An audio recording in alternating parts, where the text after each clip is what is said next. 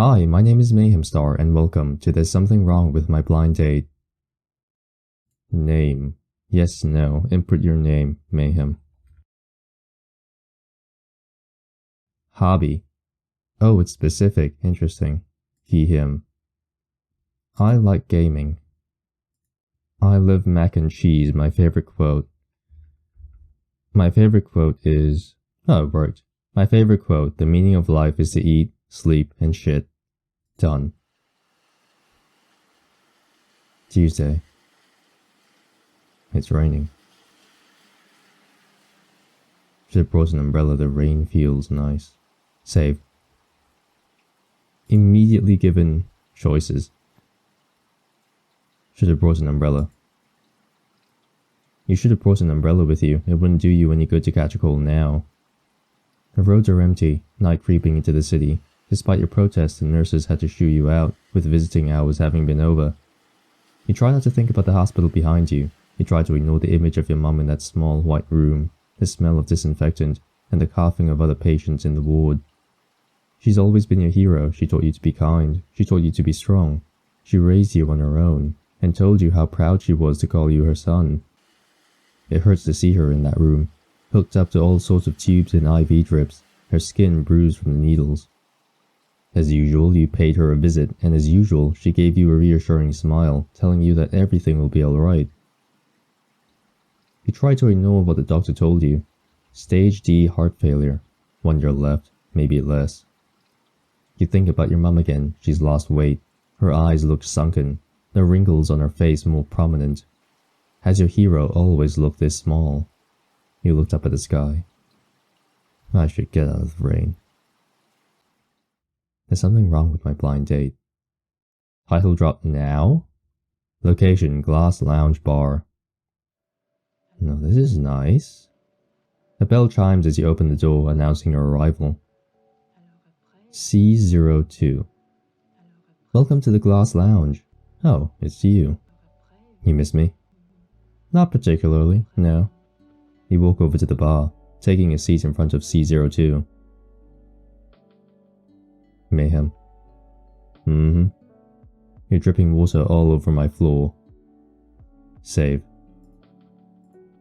I wonder why I would need... It's kind of specific, isn't it? Apologize or change the subject. Apologize. You turn to see the trail of rainwater left in your wake. Oh shoot, sorry buddy. Didn't even realize. You grab a napkin and toss it on top of the man-made puddle, but the cheap material simply disintegrates into soggy, smaller pieces. That didn't help, did it? No. These napkins suck, and while I'm at it, your toilet paper is probably the worst thing I've ever used to wipe my cheeks with. It feels like literal sandpaper. Then why don't you grab the toilet paper to wipe up the puddle? I reckon that would be a lot more effective than the napkins. In fact, why don't we use the toilet paper as napkins too? Management's been cutting corners. Not much I can do about it. Maybe you should... achoo. Ugh. You hastily wipe at your face. The android blinks. You can hear the sound of its motors whirring as it focuses its lenses on you. My senses are scanning a drop in your body temperature. I thought we brought an umbrella with us. Yes? Nothing a few rounds of alcohol won't fix. Fixing your problems and forgetting about them are two vastly different things. Counterpoint, forgetting is easier. We'll see how easy it is when you wake up in the dumpster behind a 24/7 diner on the 7th Street with your wallet gone and your right shoe missing. At least we're not missing our kidneys. Oddly specific. People tell me things. Your memory scares me sometimes, but I guess that's why you make the best drinks. Flattery won't get you nowhere. Not even a discount? No. Boo. You shake your head and a few droplets of water fly in different directions. The bartender seemed unamused as usual. You wonder if its burnt-out attitude is a result of its programming, or if it's just jaded from being stuck working in a bar for the past 2 decades. Say, what's new as of late? Got any cool news stories to tell? That depends. What would you like to know? Save. Gossip. You're a bartender. Surely you've heard some juicy gossip as of late. Maybe I have. Spill. Professor Joy from your school came in here the other day. The biology professor? Yes, he said that the school would soon be receiving a large grant thanks to the efforts of his research team. There are quite a few extraordinarily bright minds. There are quite a few extraordinarily bright minds working with him this year, some of them even winning awards on a national level. One student in particular stands out. They've made huge scientific advancements during their time at the lab. So much in such a short amount of time, in fact, that Joy joked that they probably would have found the cure to every disease on the planet. But the professor did seem a little concerned about whether or not they've been receiving outside help. The kid's a super genius and can produce results, but the things they've created just aren't possible without prior knowledge of certain things. And he's a little concerned about the sources of those discoveries. He wants the best for his students, but he also cares deeply about maintaining the academic integrity and ethics of their work. I guess professors care more than I thought. I always assumed they were just in it for the paycheck. No, trust me, they're trying to do the best that they can to enjoy what they're doing. The android shrugs. Joy is just notoriously passionate about his work. But to summarize, his students are all intelligent and hard-working individuals. He's looking forward to writing letters of recommendation for them in the future. Wow, what am I doing with my life, am I right? I ask myself that same question every time I see you. Thanks. You sigh, stretching your arms out into the air. Man, I was really hoping this would cheer me up, but I didn't think that really helped. I admit I'm not equipped to assist you with your personal problems. You think at this point they'd come up with some sort of emotional support software for you guys. Androids have no need for emotions. That would pose a security risk. I sometimes forget that you're not a real person. I kinda see you as a buddy. The android shakes his head. Don't mistake what we have as friendship. Human connections do not mean much to me. Fortunately for both of us, I'm not the only one in your life. The bartender glances at you. You have a good support network, Mayhem, and people who really care for you. You should make the most of it. Speaking of which, here comes one now.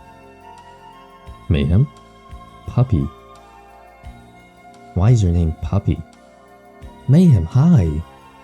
Pups, what a coincidence. What are you doing here? I just finished up at the lab. Professor Joy helped us up to go over some of our findings. Crazy. Okay. How's that going? I heard the research team's been on fire recently. Recently? I think the last time someone set themselves on fire was 5 months ago. No, pups, I meant you guys have been doing really well. Wait, someone set themselves on fire? It was an accident with the Bunsen burners. He's okay though. And the research team, well, it's nice to work with other people who are on the same wavelength as me. Definitely a step up from when I was working solo. Everyone is so capable and responsive. We're like a well-oiled machine. It really feels rewarding.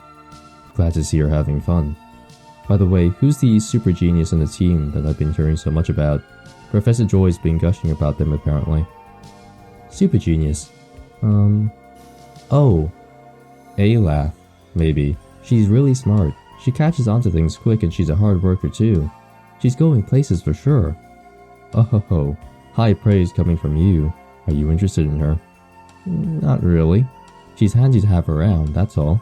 Anyway, I was on my way home when the rain started to really pour. I didn't bring an umbrella with me and the bar was nearby, so I thought I'd come here to wait out the worst of the storm. Guess the weather caught us both off guard, huh? Somebody should fire the rain guy. The meteorologist. He can meteorologize these fists. Better watch out, weather boy. You're paying for my dry cleaning. Anyway, sit, grab a drink with me. Might as well since you're already here, right? On a Tuesday night, Mayhem? I have classes tomorrow morning. Oh, come on, pups, loosen up. But he doesn't seem to be budging. Perhaps you'd have to resort to using that. Use that. Okay. Desperate times call for desperate measures. You clasp your hands together and put on your best bleeding look. Puppy, please. I don't want to drink alone. You can see his resolve crumbling in real time. He's always had a soft spot for you. Okay, just one then. He moseys on over to you, only to pause mid-step above the puddle of water still pooled underneath your seat. I forgot about that. From your peripheral vision, you can see CO2 grab a mop. Oh, CO2, carbon dioxide. Is that a joke? I don't know. Mayhem, you're soaked. How long were you outside? Ha ha ha, a while. Do you have a change of clothes on you, or something to dry yourself off with? I didn't really bring my bag out with me today. Oh, jeez. He unzips his backpack, digging through his notebooks and papers. Mayhem, you need to be more careful with your health. Prolonged exposure to the cold will negatively affect your immune system, increasing your risk of catching a flu or virus. Tease him, reassure him, say. Tease him. Now that you mention it, my head does kind of hurt. I think I might be coming down with a fever. He freaks out immediately. Oh no. What should I do? Do you need anything? Medicine? Water? Here, take my sweater. He starts to wriggle out of his outer layer of clothing, but you quickly grab hold of his arms, laughing. Whoa, pups, not for free. You'll be giving it back though, right? Not what I meant, but it's fine. I was just joking around. I'm fine. He pulls his clothing back down, straightening out the little snail design on the front. You take notice of the gastropod's choice of eyewear. How so? Oh, it's wearing sunglasses. He's got little sunglasses on. It makes sense. Most land snails are actually nocturnal and dislike bright sunlight, a relationship between continuous light conditions and behavior of the freshwater snail. In other words, shell, yeah. Shell, yeah. You sniffle, your nose runny. Guess the combination of cold weather and wet fabric got to you in the end after all. We should still get you dried off a bit, Mayhem. Puppy, still digging through his backpack, finally procures a white towel. Found it. It's clean, in case you were worried about that. You scrunch your face up.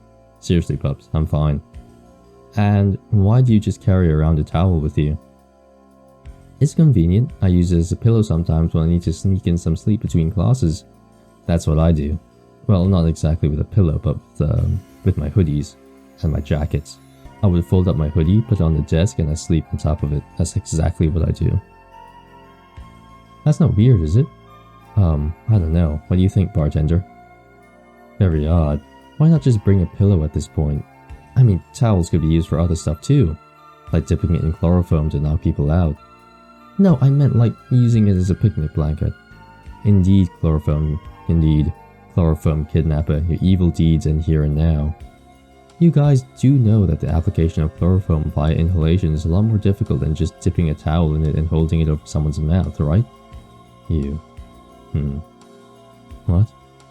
Is that supposed to be common knowledge? No. Pretty sure only a killer of the serial variety would know that. Guys, I'm not a serial killer. We're just messing with you, pups. Puppy sighs, draping the towel over your head. We'll let him do it. I don't think it makes a difference anyway. You sit back and relax, letting Puppy take the reins. He's careful not to hurt you, cautiously combing through your particularly stubborn knots as he methodically parts your hair to dry off every section. It reminds you of the old days when you used to play together in the park after school. You know, I used to be the one cleaning up after you. Guess our roles are reversed, huh? Puppy hums. Seeing as how my messes were mud trails, dirt tracks, and the occasional wild animal, I'd say you got the short end of the stick. True, you used to drive my mum crazy with all the weird bugs you'd bring into the house. I may or may not have gotten a little over-eager in sharing my insect collection with you. He runs his fingers through your hair, gently massaging your scalp. It feels comfortable. It's really weird. Physical touch isn't a new concept between the two of you. Growing up, you often hugged or held hands, and have even on more than one occasion shared the same bed. But things have been different as of late, a slight shift in your dynamic with one another. A softer tone, a softer voice, the weird unbearable feeling in your chest. Does he notice it too? You don't bring it up. You don't want to bring it up. It feels like something you'd ruin if you looked it in the face. And dunzo. He sets a towel down on the table, clearly pleased with his handiwork. Feeling a little more comfortable now that your head is dry, you give Puppy a big thumbs up. Thanks, pup. I didn't want to use the napkins here. Me neither, it feels like. Sandpaper? Sandpaper. The two of you share a conspiratory giggle. By the way, I didn't get to ask, but is that a new sweater? I won at a trivia booth at the local snail convention. Snail convention? Yeah, SnailCon. There's a joke to be had here. Do it. Seriously? I almost don't want to read that. SnailCon my nuts. That. Bro is absolutely flabbergasted. Sure. CO2 having finished mopping up your puddle, returns to its post behind the bar. You two seem close. While we're practically attached at the hip, him and I have been tight since elementary. You grab onto Puppy's arm for emphasis. He smiles in return. How did you two even meet, aside from the fact that you two attended the same school together? I do not have much information on your history with one another. You strike a dramatic pose in response. It can't be helped. There's a lot you don't know about me. I'm really just a dark and mysterious individual. I find it hard to consider you dark and mysterious, and I've seen you hunched over the bathroom stall throwing up from alcohol poisoning. The lighting's bad in those restrooms. Maybe you just mistook me for someone else. No, you're here so often that an image of your sad, pathetic form is practically burned into my memory card. You turn to Puppy for help, but he shrugs half-heartedly. You do frequent this place, probably, more often than you should be. Traitor. Anyway, do you want to know the story of how me and Pups met? Trying to change the subject. Definitely trying to change the subject. Ooh-wee, I think it was 7, 8 years old. I was playing at the old park near the sea, the one with the hills leading down towards the shore. It feels like a hazy snapshot or a fading image. The nostalgia makes you smile. I think I was picking dandelions. I thought they looked pretty and I wanted to bring something nice back for my mum. It was a simpler time. My mum hadn't been diagnosed yet. You shake away the thought. And as I'm picking these dandelions, making little flower crowns, I hear someone yell in the distance. It happens in a flash. I see the sky. Then I'm falling backwards, tumbling through the grass. Next thing I know, there's a sharp stabbing pain in my ankle and a crying boy in my arms. Turns out somebody, not naming any names, completely neglected to check his surroundings while trying to catch a ladybug and crashed straight into me. Lady beetle, actually, they're beetles, not bugs. Ladybug is a misleading term because they're really not a bug. Real bugs, true bugs, are insects from the Hemiptera order. Instead, ladybugs belong to the Coleoptera order, which typically have an elytra that distinguishes Papilidae. The story. Oh, alright. I was chasing after a lady beetle that landed on me and flown away. And, I got a little bit too caught up in the chase and ended up colliding into Mayhem. Basically, we both fell down the hill. I sprained my ankle and he fractured his arm trying to break the fall. They sent us to the ER together. We were in there for a while and the whole time Puppy wouldn't stop crying. I think he was more worried about my ankle than his arm. I guess he was just scared I'd never be able to walk again. Now that I think about it, you made a promise back then, didn't you? His face flushes red. Looks like he still remembers. What was it again? I don't know. He definitely knows. I think you said I'll take responsibility for you. Little Pups thought he'd have to become my permanent caretaker. My, how bold. Hey, it was serious, okay? I couldn't, if you were hurt. Looking at him now, you found his reaction amusing. He's always been fun to tease. Anyway, we somehow ended up inseparable by the time we came out of that ER. And well, you wrap an arm around Puppy's shoulder, pulling him in for a side hug.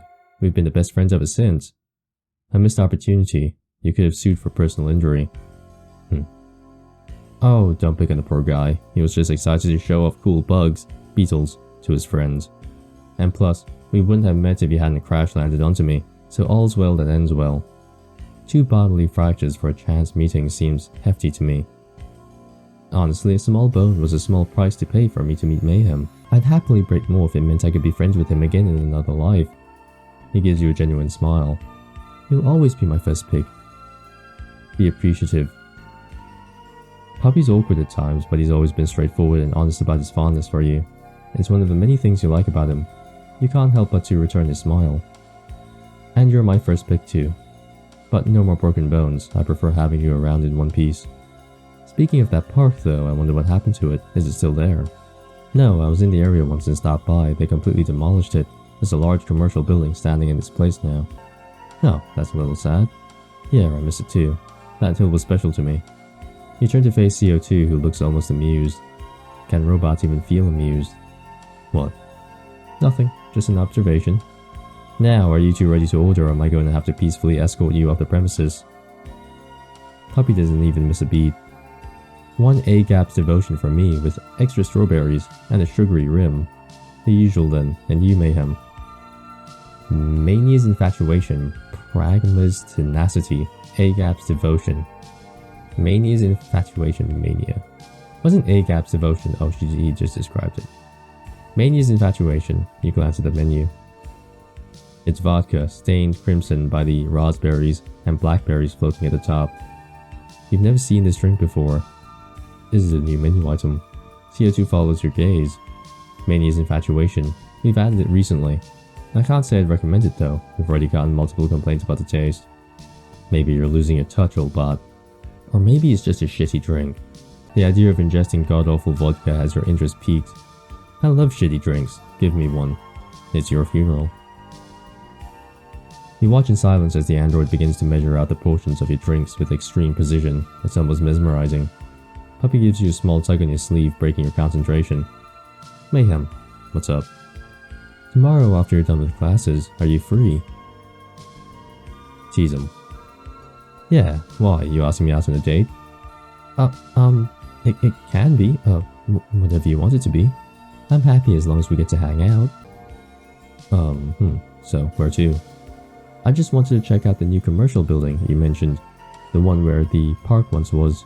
And you don't have to decide now, just let me know by tomorrow. Sure, but what's with the sudden interest? I'm curious about it and you seem kinda down and I thought maybe it'd help cheer you up. How could you tell? I thought I was acting pretty normally today. It's just a feeling. He's always been oddly perceptive of your emotional state. Is it about your mum? Or maybe it's just an esper. You sigh, resting your face against the cool surface of the bar. Yeah, I went to visit her today. Did her condition worsen? Stage D. Puppy goes silent, well aware of the implication of those words. He's been studying pharmaceutical sciences for a few years now, and is even the subject of him and his team's research work. To think that the little boy who wanted nothing more than to have the world's largest insect collection was now working to create medicine that would help others. You pause. Hey, wait. You've always wanted to be an entomologist, didn't you? Study bugs, follow in your parents' footsteps in zoology. I did. Then why'd you switch to a track in medical chemistry? I mean, clearly you're smart enough to pursue entomology, and it's something you're still passionate about, so why didn't you? Well, I do like entomology, and it would have been nice as a career choice too, but... He tilts his head to look at you, but there's not enough money in it. I found something else that I wanted even more. Money. Even more than an insect collection? Puppy giggles. Money. Wait, way more. Money. Sorry to interrupt, but your drinks are ready. You straighten out in your seat as CO2 sets your mania's infatuation in front of you. Oh, looks good. Thanks, old bot. You're welcome. You two enjoy yourselves. Ring me up if you need anything else. Goodbye, bot. With that, the bartender gives you an indiscernible, almost smug look before disappearing behind an employee's only door. To go get his batteries recharged. It's just you and Puppy now. He looks at the sugar on the rim of his glass before taking a tentative sip of his drink. How is it? Good. CO2 pretty much has my preferences down to a T. What are your preferences anyway? Huh? Tease him. Your preferences, pups. Sweet, vanilla, something a little more feisty. You mean like fizzy or spicy? Looks like he needs a little more pushing before things get through that surprisingly thick skull of his.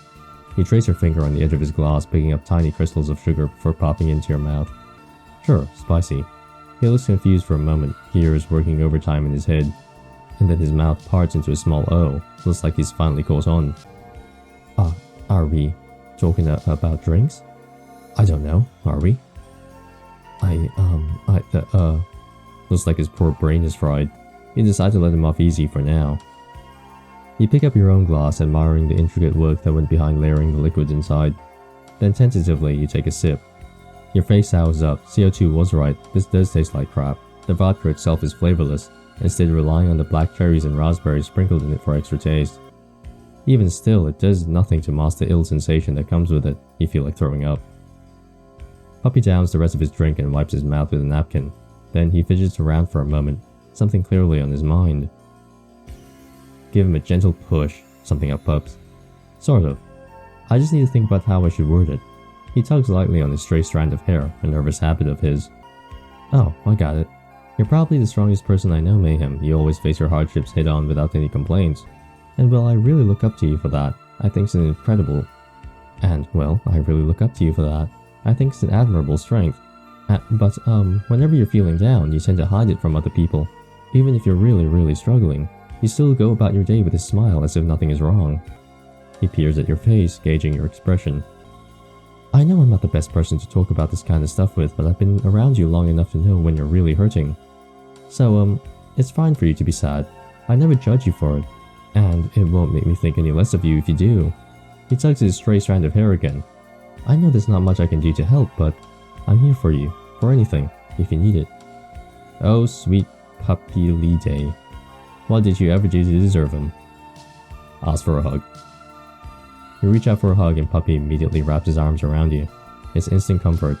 He's soft, he's warm, he smells like the morning dew and fresh laundry. Gross. No, fresh laundry is fine. Dew, not so good. When's the last time someone hugged you like that? You can't even remember. You hate crying in public, it makes you feel weak, like you're inconveniencing those around you. But with Puppy, it's different. Somehow you feel like everything will be okay. He rubs at your back reassuringly as you bury your face into his scarf. It's not fair. I haven't even gotten to repay her. You already did. I don't want to lose her. I know. I deserve to have my mom. You do. You stay there for a while, letting all your bottled up emotions run free. Puppy continues patting you on the back in smooth, gentle motions. It's comfortable here, so comfortable that you never want to leave. But all good things must come to an end. Finally, you pull away, wiping at your tear-stricken face with your hands. Thank you, I needed that. He nods solemnly. I just wish there was more I could do for you. He pauses for a moment, seemingly dealing with some inner conflict. I'll work harder. Hey, you do plenty for me already. Who else would lend me a towel in my most dire hour of need? Hey, you do plenty for me already. Who else would lend me a towel in my most dire hour of need? Puppy pouts unhappily. A serial killer, apparently. Ah, pups. Are you still mad about that? It was just a joke. Puppy, come on. Okay, forgiven. Thank you. You sigh, leaning back in your chair. I gotta say, first my mum, then this sudden storm. I feel like my life's been nothing but a series of bad luck recently. Maybe someone cursed me, looked at me the wrong way, has a voodoo doll with my name on it. Whatever it is, I hope it passes soon. I'm just so tired of it all.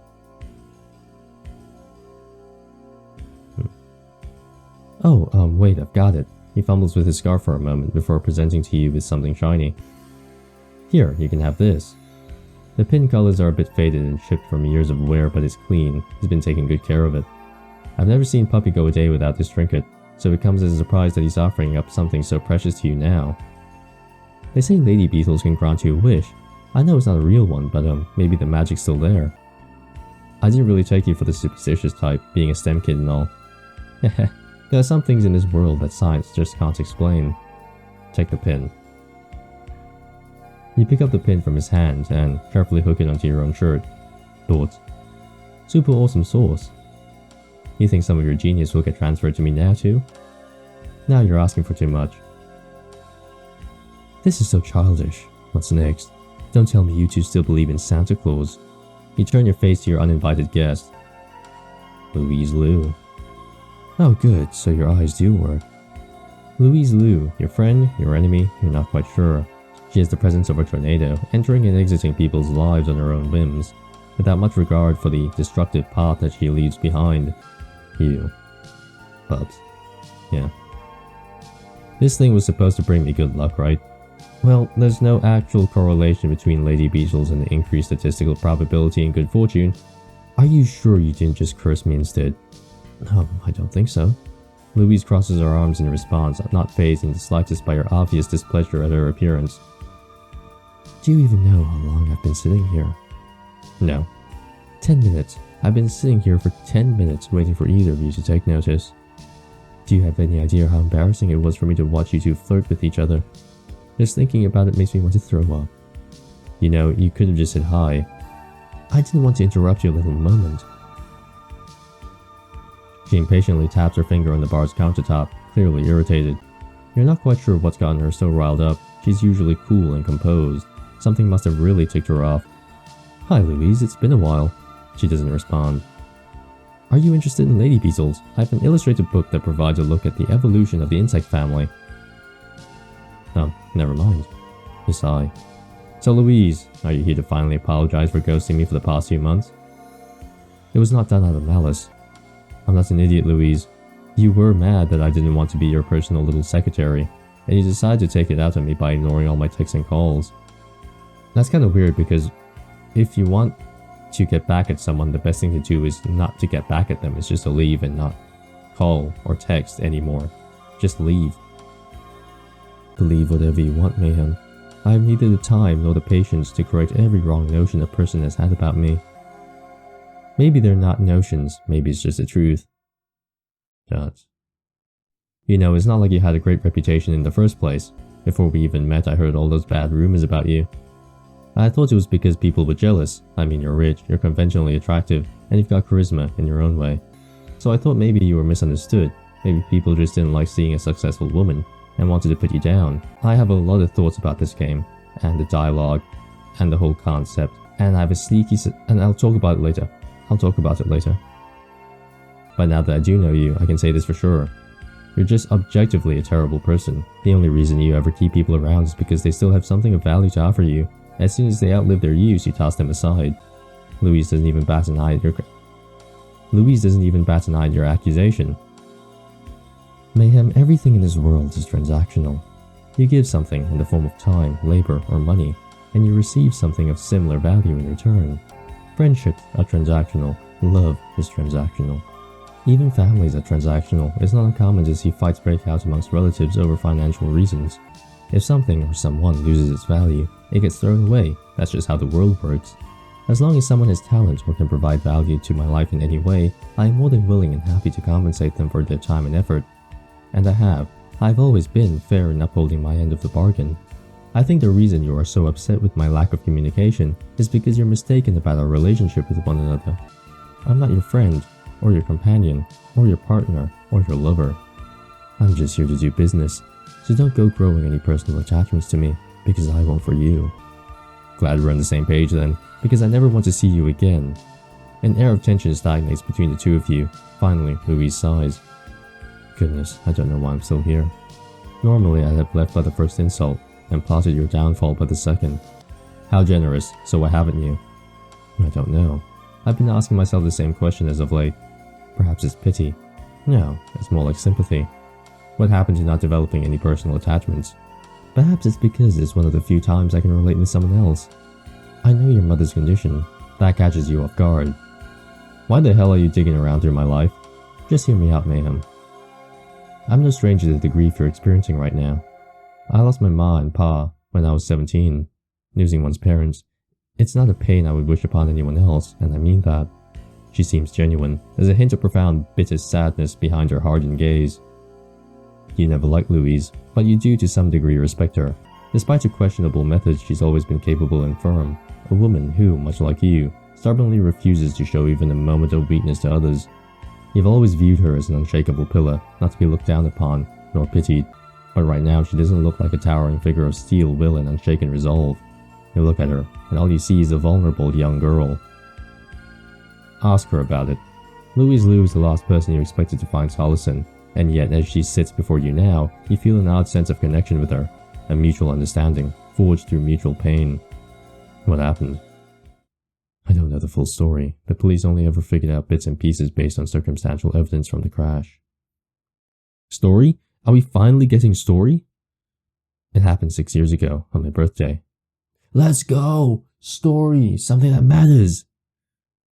My brother insisted that we all celebrate at a family villa. The trip would take a few hours by car, and we would have to cross a mountain to get there. Obviously, I didn't want to go. I wanted to spend my birthday with my friends. But Lu Ren was the family's beloved baby boy, so naturally, Ma and Pa listened to him. The morning of our departure, I came down with a particularly nasty fever. Our physician said I would need to rest in bed for at least a few days. I was quite pleased with this turn of events. But Lu Ren got upset. He would have me go, even despite my being sick. Luckily, my parents had a sliver of sensibility left. They had me remain at home while they left for their trip themselves. She goes quiet. The next part is difficult for her to share. The rest is, like I said, bits and pieces. I don't know the full truth, and I don't know if I ever will. Police found the wreckage. They think they must have been rounding a bend when a deer or some other large animal jumped in front of the vehicle. The driver ended up veering them all off a cliff, straight into the woods below. Search and rescue combed the area for weeks. They found the car but never the bodies, not the driver nor my family. But on the 13th day of their search, something finally came up. My little brother. They found him wandering around the wreckage in a daze. No clue how they missed him before. He was immediately sent to the hospital where he was questioned by authorities. And would you believe it? He couldn't remember a thing. The doctors say it's retrograde amnesia, brought on by some form of trauma. You don't sound convinced. Because I'm not. I find it hard to believe that a 14-year-old boy could somehow survive on his own out there for 2 whole weeks, all while somehow managing to slip under SARS radar. And for 3 bodies to just disappear. Even wild animals leave tracks behind when they bury their meals. The trip was his idea. He insisted I come. My fever must have thrown a wrench in his plans. It must have been premeditated. He must have had outside help. But he wouldn't do that, would he? He's your brother. Not by blood. That's news to you. He's adopted. No. You're adopted. She looks irritated at your line of questioning. Yes, my parents couldn't conceive, so they adopted me. But it turns out all they needed to do was try a little harder, because 3 years later, they pop out the baby boy that they've always wanted. He might have accidentally poked at an old wound. Show sympathy. Louise, Stop, I already know where this is going. I didn't share because I wanted to be pitied. She sighs, brushing off her dress. Lucky me, right? Adopted by a wealthy family. That's quite literally the dream for most people. It's not that simple. My days of luxury are short-lived. Soon my brother will turn 20, and when he does, he'll have full control over the family and its finances. I'll be entirely at his mercy. What? You 2 are siblings. Shouldn't you both be receiving something? The Lus are old money. They have customs and traditions deeply rooted into patriarchal lineage that spans centuries. For my brother, that means he's immediately first in line to become family head, to inherit everything that otherwise would have been mine. As for me, I'm going to be married off to whichever family will best secure my brother's position within high society, auctioned off like cattle. And I honestly doubt a boy who killed his own parents and meticulously removed all evidence of his crime has any room left in his heart to hear out the woes of his dear adoptive sister. Cowabummer. Ow. It is a bummer, which brings me to this subject matter at hand. I need you to do a favor for me regarding my baby brother, and I will reward you for your efforts. You blink once, then twice. Ah, that's why she sought you out today. Hear her out. I knew it. It's never that simple with you, is it? Everything has to be transactional. There's always a catch. You sigh, too tired to even let anger take over. Fine, I'll humor you. What deal do you want to strike this time? I can get your mom a heart transplant. No wait list necessary, no long procedures. Everything paid for and taken care of, with the best cardiothoracic surgeons money can buy. That's... And what do you want in return? Louise smiles. I'd like you to find evidence of foul play regarding my brother's involvement in my parents' deaths. Like I said, Lu Ren will be turning 20 soon. He'll have a Guanli ceremony to celebrate his coming of age, and then he will officially become the head of the family. I can't have that happening. I've already lost my parents to that monster.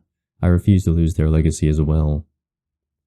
I'll need something big, something that'll permanently hinder his claim to the inheritance, while also helping me garner the support of my relatives and other family friends. Your head feels like it's about to burst. But how am I supposed to find any evidence? This happened 6 years ago. I'll be setting you up with a blind date with him. You and Puppy give her a weird look. She rolled her eyes in response. Of course, this is a date in name only.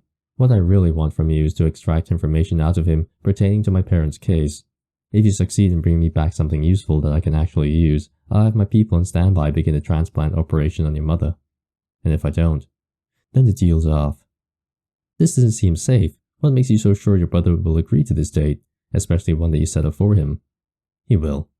These types of arranged marriages aren't uncommon for those within our circle. And since my network is larger than Lu Ren's, I've been tasked with appointing him blind dates in order to find a suitable marriage partner. I've been setting him up on these dates for years now. I know his type now, and I've realized he has a tendency to slip up when he has something he wants placed in front of him. And I have confidence he'll slip. He's got a voracious personality that can only be satiated with someone with a strong will, someone such as yourself. So play along, wind him up, lure him in with false promises, and gather proof, any proof. If you can't find any, make it yourself. Whatever it is that gets the job done. She tosses a folder onto the table. Here's information that my investigators have collected on him over the years. The photograph itself is outdated, but I recommend you read over it. She points towards one section. His habits, his hobbies, his likes, his interests. He's a very self-indulgent individual. He spends his time either pursuing the arts or enjoying fine dining. His mansion has a subsection dedicated towards the things he's collected over the years. She points towards another paragraph. His financial and travel records, purchasing history and contracts. He often takes trips to isolated places in the mountains. I went through great lengths to acquire it. He's a private person who doesn't enjoy showing his face in public since the accident. This seems extreme. Huh, does it? Everyone says I'm being paranoid, that he's simply self-conscious over his disfigurement, and that's why he's kept to himself ever since. But I know otherwise, and I know whatever it is that he's been hiding won't be so for long. I will reveal the truth, and I will get my revenge for everything he's done to me in the past. She gets up from her seat, ready to leave. You hastily run after her. Wait, Louise, this is all a lot to take in. I don't know if I'll even accept this deal. It's just... She ignores you, instead continuing her walk towards the door, where a man is already holding the door open for her, an umbrella in hand. When you make eye contact with her, you can tell that she already knows you won't be refusing this job. You only have one mother, Mayhem, and no amount of money can bring the dead back. If there is anything you need to prepare in advance, contact me. I will provide it for you. And you promise that my mum will receive the proper treatment as soon as I come back with your information? I swear it. So work hard. I want payback for the Wang Batan responsible for my parents' empty graves. And that's the end of the demo. Okay, so what I'm going to do is I'm going to step back and go write up something. My name is Mayhemstar, and I'll see you next time. Bye-bye. Bye.